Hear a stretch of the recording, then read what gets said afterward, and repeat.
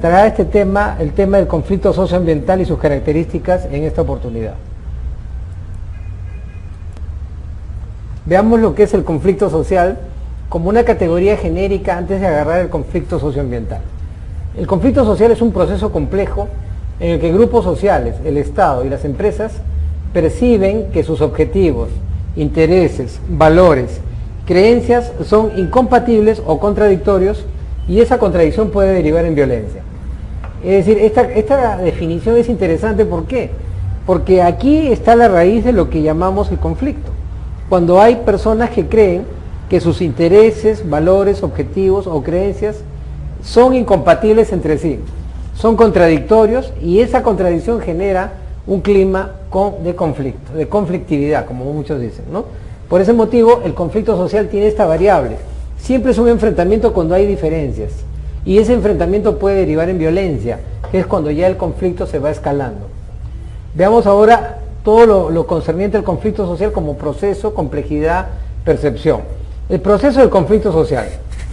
La idea de proceso debe ser entendida como una sucesión de actos relacionados unos a otros que crean una secuencia narrativa, no necesariamente unilineal, pero sí entretejida y de influencias recíprocas.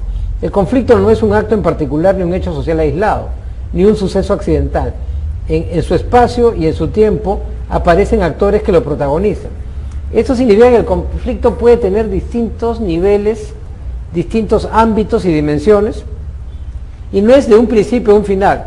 Puede estar latente, puede estallar en cualquier momento, a veces estalla sin parecer que iba a estallar, se da, puede generar violencia, etcétera. O sea, el proceso del conflicto no es una secuencia clara, puede tener distintos niveles de expresión, puede aparecer en momentos que nadie lo pensó, como también puede disminuir y desaparecer.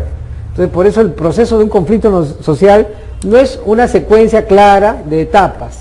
La secuencia puede ser muy diferente a lo que creemos. Complejidad del conflicto social.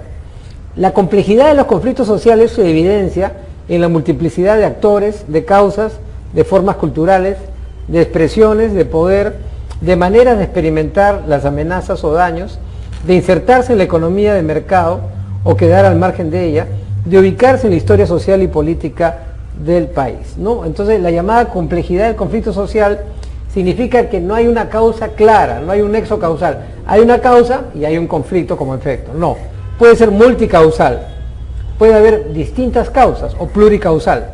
O sea, y puede tener también distintas consecuencias, ¿no? No es que una causa genera el mismo conflicto en todo lugar y en todo momento, no. Puede generarlo en un momento, pero de repente no lo genera en otro contexto. Entonces, la complejidad también es la percepción, ¿no? Hay gente que percibe el conflicto de una manera distinta a otras personas. Hay gente que puede solucionarlo con rapidez porque en vez de hacer un conflicto llega a un consenso, a un diálogo y lo resuelve. Y por eso, la llamada complejidad depende de las variables que tiene ese conflicto, de su manera de ser percibido ese conflicto y obviamente también de la probable, ¿no?, consecuencia del conflicto. Percepción del conflicto social. Es entendida como una aproximación preliminar a la realidad del conflicto y que puede o no corresponder a esa realidad o hacerlo en mayor o menor medida. En el conflicto cada quien tiene su verdad y es capaz de llevar su defensa hasta el extremo. Es el proceso de diálogo en el que irá apareciendo una verdad más cercana a la realidad sobre la que será posible construir acuerdos. Entonces, la percepción significa la manera como se ve el conflicto, ¿no? Entonces, y ahí viene el problema, no hay alguien que tenga la verdad absoluta no existe. La proximidad a una verdad sí existe, ¿no? O lo que llamamos verdades relativas, ¿no? De repente, en ambos actores del conflicto que están antagonizando, ambos tienen una verdad. No tampoco que uno tiene toda la verdad y el otro tiene la falsedad, no. Ambos tienen un nivel de verdad. Justamente ahí el conflicto puede solucionarse si es que hay una buena acción de algunos mediadores que le hagan entender que la verdad de A puede coincidir con la verdad de B y solucionarse cooperativamente el conflicto, sin generar un enfrentamiento. Entonces la percepción también es muy importante. ¿Por qué? Porque a veces solamente por una percepción puede generarse un conflicto. Intereses en contradicción. Los intereses o valores en contradicción constituyen el núcleo del conflicto. Es hacia ellos a los que hay que dirigir la mirada para comprenderlos en el máximo de objetividad y sin prejuicios que contaminen el análisis. La dinámica actual de la economía, así como las desigualdades y exclusiones, han generado intereses contrapuestos que se exponen públicamente. Entonces, los intereses es uno de los núcleos importantes del conflicto, como dice la definición, ¿no? El interés es la posibilidad que tiene un actor de generar un beneficio, tener un provecho, ¿no? Está preocupado por algo. Los valores también, porque a veces los valores constituyen podríamos decir, un paradigma de conducta, una forma ideal de comportarse. Y si alguien está socavando o menospreciando esa forma, entonces el conflicto está inmediatamente, digamos, desarrollándose y obviamente puede realizarse de una manera muy fuerte. Entonces ahí está también. Los intereses pueden ser de carácter económico, de carácter personal. Los valores pueden ser de carácter ideológico, político, valores de género, etc. Posibilidad de la violencia. La violencia es un recurso del que las partes pueden echar mano para expresarse, reclamar, presionar directa o estratégicamente. Ciertamente es un recurso proscrito por las leyes y que solo alimenta el lado más nocivo del conflicto. Muchas veces vemos a grupos que en una huelga salen y bloquean las pistas y las calles. Eso es una expresión de violencia. Ese acto es un acto ilegal. No hay ningún tipo de justificación para eso. ¿Por qué? Porque una persona puede estar en huelga, una persona puede estar en protesta, pero no por eso va a alterar la vida de los demás conciudadanos que no tienen nada que ver con su protesta. Entonces, la violencia se puede manifestar en cualquier momento. Cuando aparece la violencia, el conflicto se agrava, se vuelve un conflicto mucho más difícil de resolver. La violencia se va escalando, puede ir aumentando, la agresividad también y los actores involucrados también. Espacio público. Se trata de un ámbito de opinión en el que se articulan intereses individuales y colectivos. En este sentido, definimos espacio público como una construcción social en la que lo público y lo privado coexisten a través de la interacción entre distintos actores sociales. Cuando hablamos de espacio público entendemos que el conflicto puede tener un origen individual, pero se colectiviza, ¿no? Se convierte ya mediáticamente en un conflicto conocido. Lo que antes era un problema individual, un problema particular, un interés de ciertos individuos, ahora ya es un interés de todos, porque el conflicto llega a los medios, el conflicto ha generado violencia, el conflicto ha generado dos partes que están en antagonismo y que obviamente requiere que sea solucionado en la brevedad posible. Veamos ahora este esquema, lo que es la crisis, la violencia y la ingobernabilidad. Bueno, acá en primer lugar, el otro extremo es el estado latente del conflicto. Cuando un conflicto está latente es porque todavía no se ha manifestado. Cuando se manifiesta ya empieza este esquema a moverse, como le llamamos, ¿no? Viene una fase temprana del conflicto, donde el conflicto aparece, pero puede resolverse. Puede resolverse con rapidez, puede resolverse con ciertos niveles de entendimiento. Luego viene el escalamiento. El escalamiento es cuando el conflicto va aumentando. Tiene una espiral hacia arriba. Tiene un momento en el cual va sumando más fuerzas o incluso ya va desatando violencia. Pero también puede resolverse, y ahí vienen los procesos de diálogo, de concertación, en los cuales las partes en conflicto se sientan en una mesa y comienzan a dialogar con la ayuda de mediadores, conciliadores, personalidades que se suman para poder encontrar una solución a este conflicto, ¿no? Entonces, por ese motivo, ¿no?, lo que llamamos proceso de diálogo y concertación es la participación de las partes, quizás con la ayuda de terceros, ¿no?, para poder resolver de la mejor forma el conflicto, hasta que finalmente el conflicto, si esta tendencia, digamos, prospera, llega a su culminación. O sea, la culminación del conflicto significa que ya termina el conflicto, ya no hay enfrentamiento, antagonismo, y ambas partes han quedado satisfechas de esa culminación. Después de haber definido conceptualmente el conflicto, veamos ahora los llamados conflictos socioambientales. Ensayando una definición, podremos decir que es un proceso social en el cual un mínimo de dos partes se disputan el control de recursos escasos. Es decir, enfrentan incompatibilidades referidas al manejo, el uso y el acceso a los recursos naturales. Ya Adam Smith decía que justamente uno de los grandes problemas de la humanidad es la escasez de los recursos. Los recursos naturales son finitos, y no solo naturales, también los recursos creados por el hombre también son finitos y también son escasos. Este es el problema de toda economía, ¿no? La administración de la escasez. Cómo con recursos escasos damos de comer a todo el mundo. con recursos finitos damos satisfacción a todos. Entonces, ya de por sí, el acceso a los recursos es un tema conflictivo. Y ahí viene el problema. Al acceder a los recursos, muchas personas, muchas instituciones, entran en conflicto por eso, porque han tenido una posición más adecuada, más privilegiada para el acceso a estos recursos. Y de ahí viene lo que es el conflicto socioambiental, que necesariamente implica el acceso a los recursos naturales. Bien, dice, posibilitan transformaciones más o menos sustantivas en la estructura social de una localidad, región o país, ¿no? Entonces, ahí está el elemento, estas transformaciones. O sea, el conflicto puede generar cambios, ¿no? Puede generar cambios en alguna zona del país, en una región, por ejemplo, un distrito. También puede generar cambios en la legalidad, ¿no? Puede generar una nueva ley. Puede haber cambios en la manera como es percibida la realidad también por parte de los individuos, ¿no? Y además los conflictos suponen la disputa por fuentes materiales o simbólicas de poder. Las fuentes de poder son diversas. Hay fuentes muy manifiestas de poder, como el dinero, ¿no? Como los recursos económicos, ¿no? Y hay fuentes simbólicas del poder, ¿no? Como un título, como una legitimidad. Entonces también las fuentes del poder son materia de disputa, materia de antagonismo, pueden generar conflicto en cualquier momento. También enfrenta actores con cosmovisiones distintas. Una cosmovisión es una concepción del mundo que tiene una colectividad, que tiene un grupo de personas. Como sabemos, el Perú no tiene una concepción unitaria del mundo, tiene distintas cosmovisiones, de acuerdo a la variedad étnica de la población peruana, la manera como la población también se ubica en el espacio físico, ¿no? Un hombre de la selva, por ejemplo, no tendrá la misma cosmovisión de un hombre urbano que vive en las grandes ciudades. Igual ocurre con un hombre de la Sierra Central, no tendrá la misma cosmovisión. Entonces, la cosmovisión es la manera de procesar la realidad que tienen los individuos. Y como no es igual, como no es la misma, genera diferencias que pueden derivar en un conflicto. Los actores en conflicto ostentan diversas dosis de poder, influencia y decisión. El conflicto es un termómetro para medir fuerzas, como se dice, ¿no?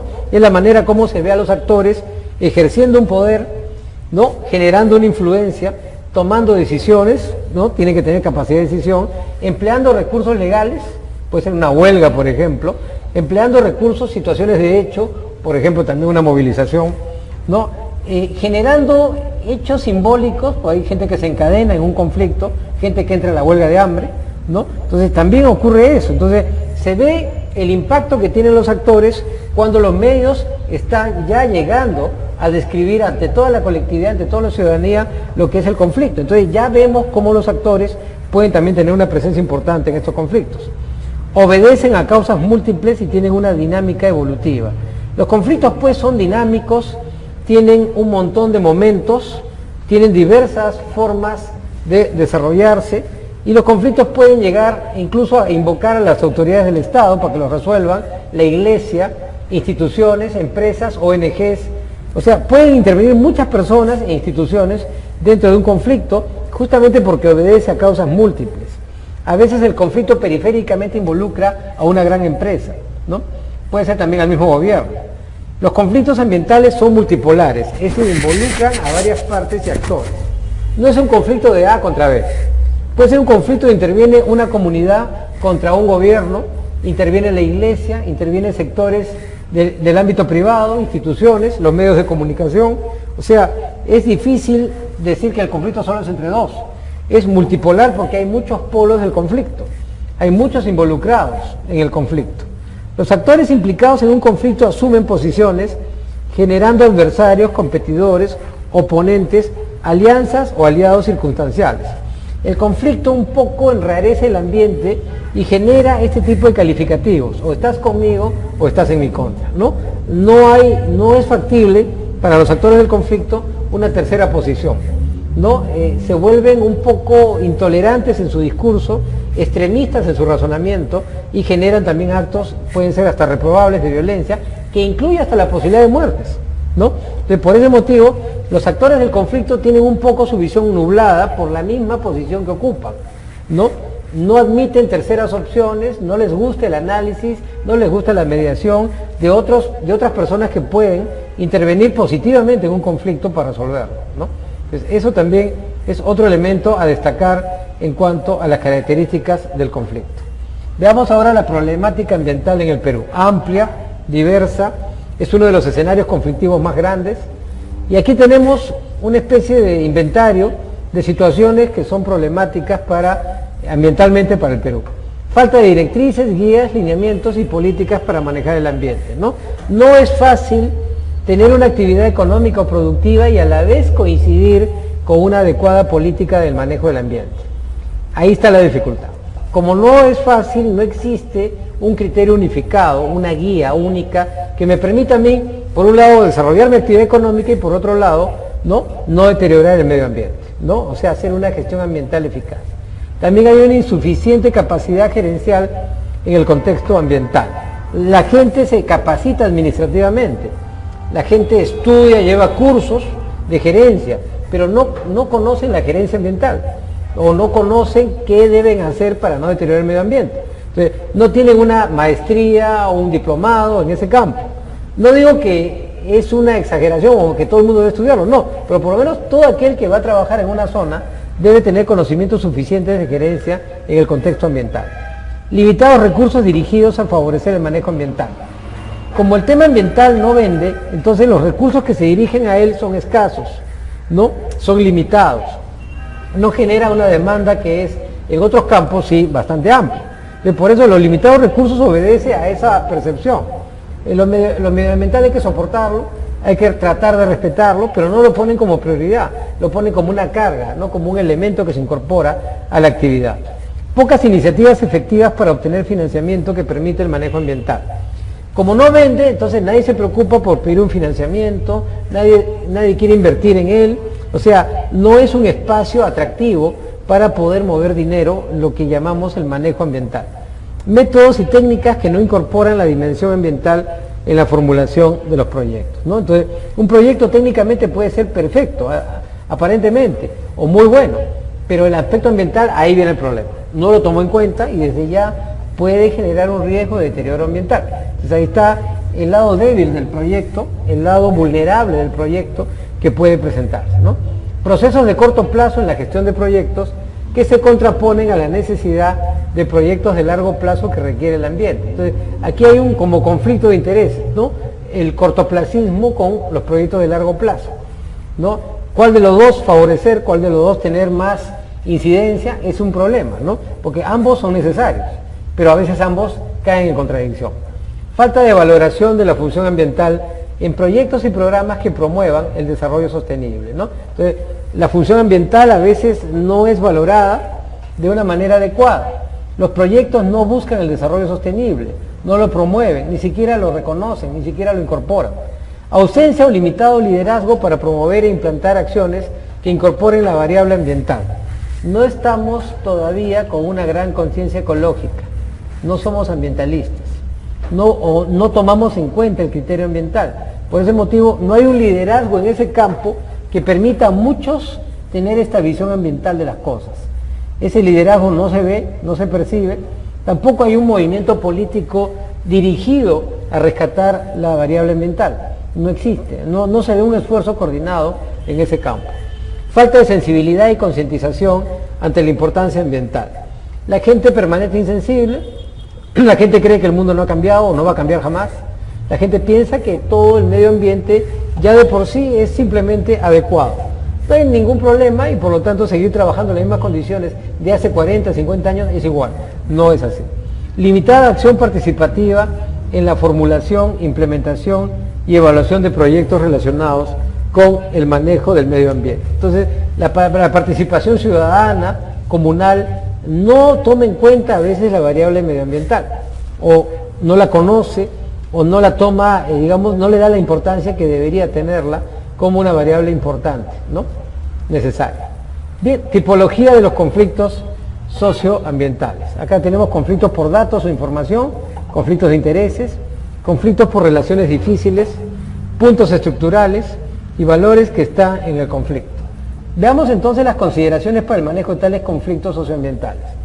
En el caso de los conflictos de datos o por información, acá hay recomendaciones, ¿no? Lograr un acuerdo sobre las necesidades de información, acordar la manera en que la información puede ser obtenida y verificada, acordar los criterios para evaluar o interpretar la información. Terceros pueden mejorar la comunicación, animar una toma de decisiones transparente. Muchos conflictos comienzan cuando se manipula la información, cuando se engaña abiertamente a la gente, ¿no? Una radio, por ejemplo, una emisora, ¿no?, que ante un proyecto de gran envergadura, que puede ser minero, etcétera, ya están diciendo, ¿no?, van a perder el agua, van a perder a sus mujeres, van a perder su trabajo, los van a empobrecer, los van a esclavizar.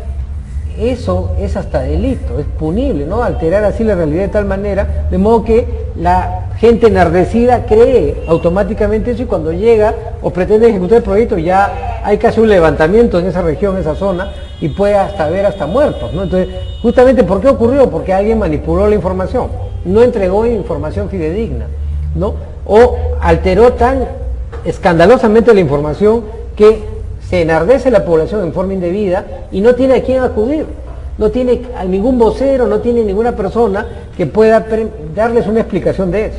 Y como no hay explicación, entonces la incertidumbre aumenta y la violencia estalla. Conflictos de intereses. Identificar intereses comunes o compartidos. Las necesidades subyacentes pueden frecuentemente ser satisfechas de varias maneras, además de la que en un primer momento es obvia. Calificar si es que el interés es real o percibido. En el caso de los intereses quizás sea un poquito más tangible esto, porque hay intereses comunes, intereses compartidos, hay intereses individuales, hay intereses colectivos. Entonces aquí, digamos, los intereses pueden conocerse de una mejor forma. ¿Por qué? Porque las comunidades viven cotidianamente, tienen una existencia en la zona y saben cuáles son sus intereses, ¿no? Hay intereses sociales, quieren un hospital, quieren un colegio, quieren seguridad, quieren policía, quieren que de alguna forma tener una vida tranquila. Si alguien amenaza con eliminarles todo eso, obviamente va a haber un conflicto de intereses. Si alguien está alterando eso, obviamente el conflicto de intereses se da. Conflictos por relaciones difíciles.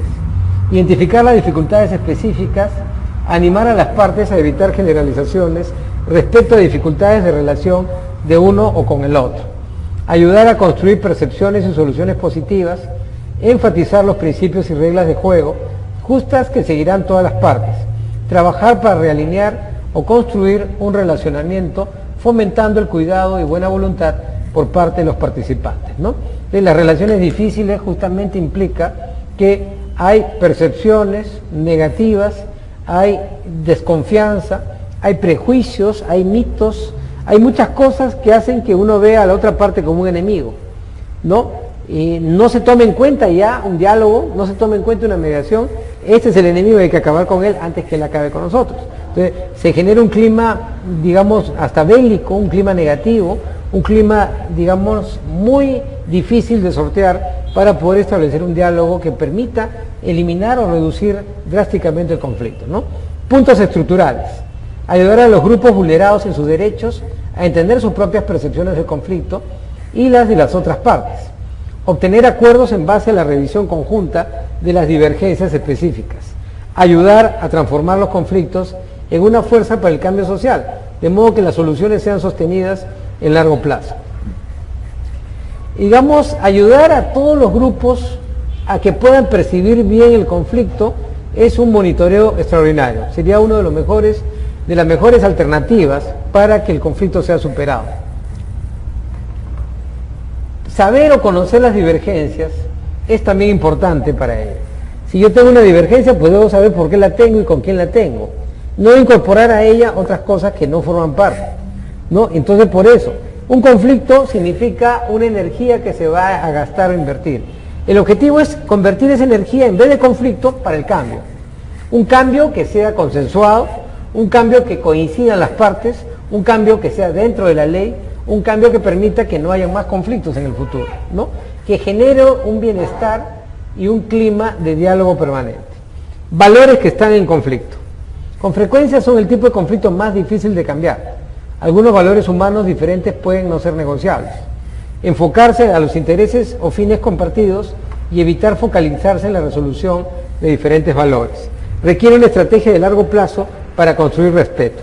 Entonces, cuando hablamos de valores, estamos hablando también de algo que está vinculado al ser humano, ¿no? Una percepción moral de la realidad, algo importante que ellos consideran necesario, algo que forme parte de su idiosincrasia y que no la van a negociar por ningún motivo, Entonces también configura valores que están en conflicto y son consideraciones adecuadas que debe tomarse en cuenta para manejar bien los conflictos socioambientales.